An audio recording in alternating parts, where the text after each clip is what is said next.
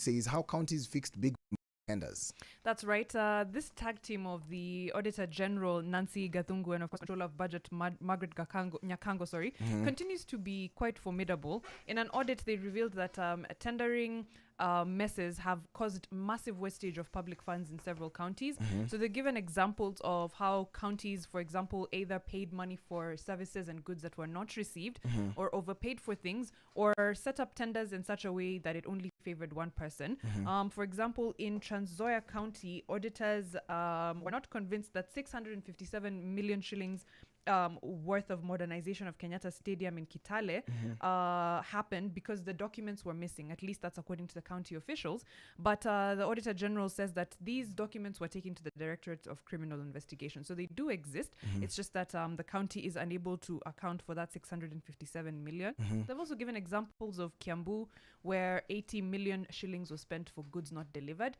For example, they bought about 11 million worth of chicks, like one-day-old chicks, but only half of those were delivered. There was also other monies paid to many other suppliers who delivered only half the goods or none. And we're also looking at a situation where in Marsabit there was procurement of a bus that was actually done and the tender was actually favored to one person who's the supplier. But of course, it's supposed to be done in a proper way where the executives are invited. They are invited to actually open it up for bidders. Anyone who would like to bid and say, you know what, I can actually give you this or that. And in this case, they only invited one. That's and right. They actually gave them the tender. Now, everything went through. But of course, in a record 6 days. In a record 6 days. Something that was supposed to be any done tendering process within 3 months or even 6 months sometimes.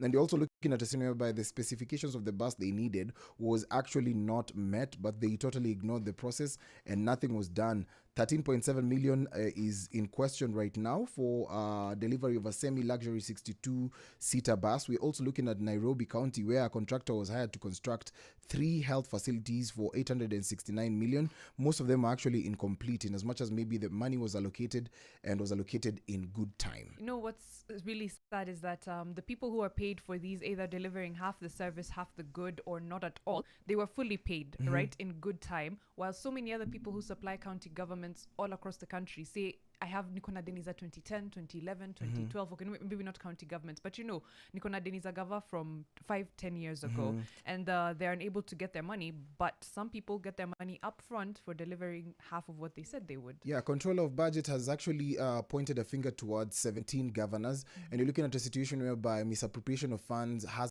been leading the day. Go and read page 4 and 5 of the Daily Nation. Get to see what's really happening in some counties such as Homa Bay, and the finer details, misappropriation of funds that are happening in different counties. In as much as maybe the governors are now seen as the best performing governors, pesa bado inapotea.